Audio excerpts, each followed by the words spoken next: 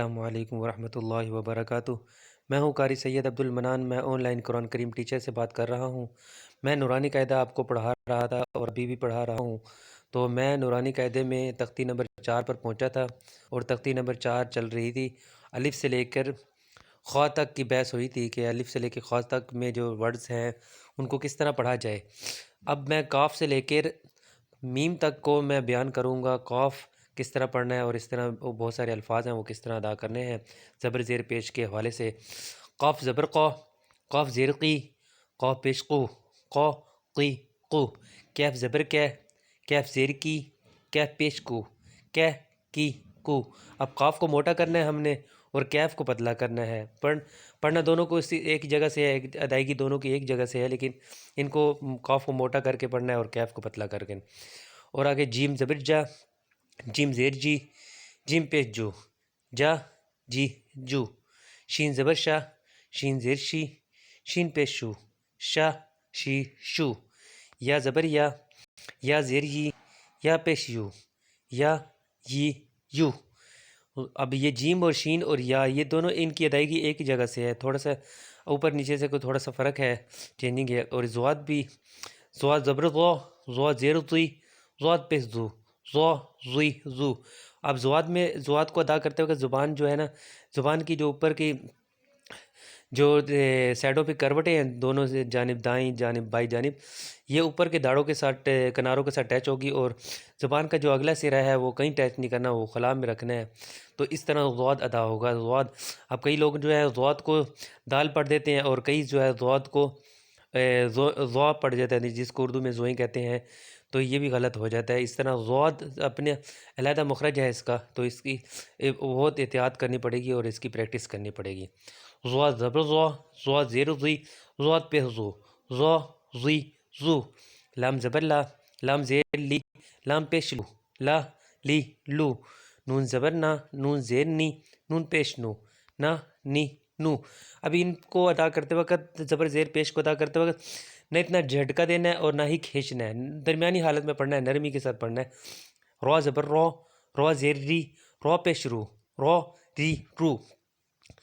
اب یہاں پہ جو سبز الفاظ ہیں ان کو سبز الفاظ کا مطلب یہ ہے کہ ان کو موٹا پڑھا جائے۔ حروف مستعلیہ ہیں، مستعلیہ میں یہ جو موٹے موٹے ہیں نا، ان کو حروف مستعلیہ کہتے ہیں، یعنی جو موٹا پڑھا جاتے ہیں جو الفاظ، ان کو حروف مستعلیہ کہتے ہیں۔ اور ان میں جو سبز کلر کے ہیں، یہ اس بات پر کہتے ہیں کہ اس کا یہ مطلب ہے کہ یہ ان کو کیا موٹا پڑھا جائے۔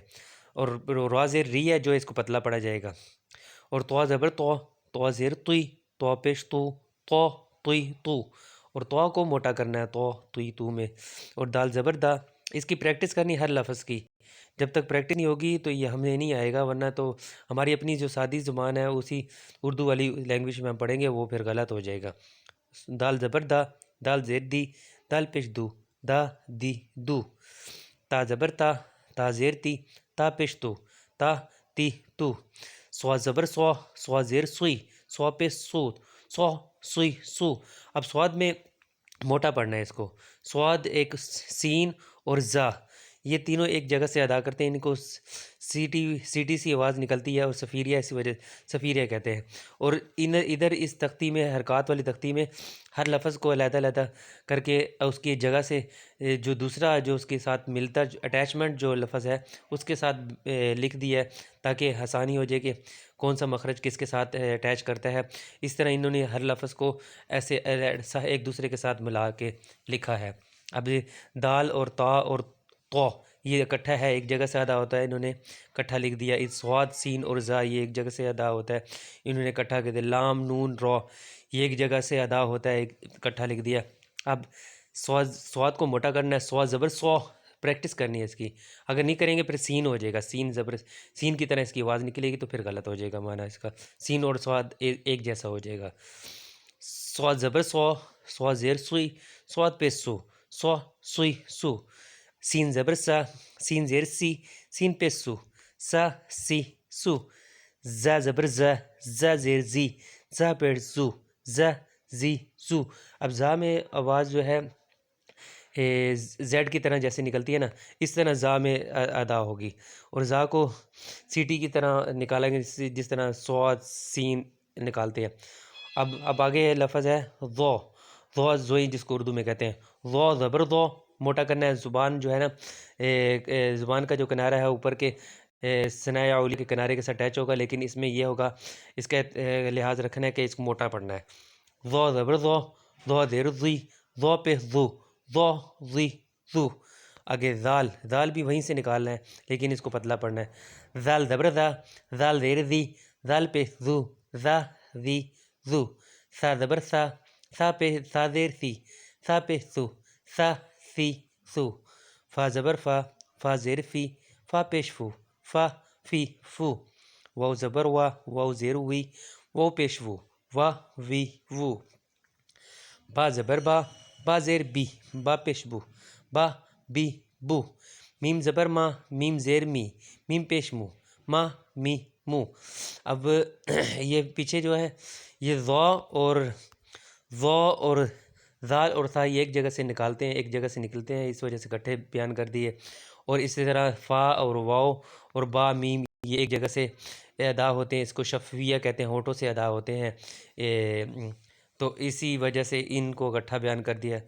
تو اسی طرح اس تختی میں حروف کی جو ادائیگی کی گئی ہے ان کے مخرج کے اعتبار سے کی گئی ہے، اور جہاں جہاں جو الفاظ آئے ہیں وہ اکٹھے آئے ہیں وہ مخرج کے اعتبار سے آئے ہیں۔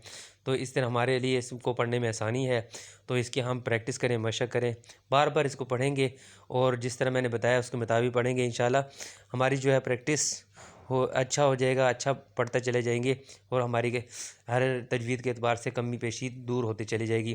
تو اگلی میں ویڈیو بناؤں گا تنوین کے اعتبار سے، تختی نمبر 5 ہوگی اور تنوین کی ہوگی، اس میں جو کچھ بتایا جائے گا اس پر آپ کوشش کریے گا، عمل کرے گا۔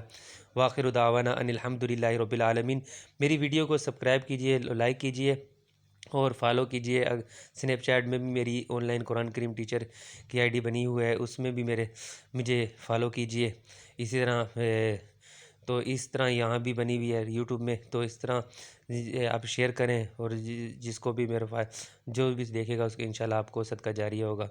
السلام علیکم ورحمۃ اللہ وبرکاتہ۔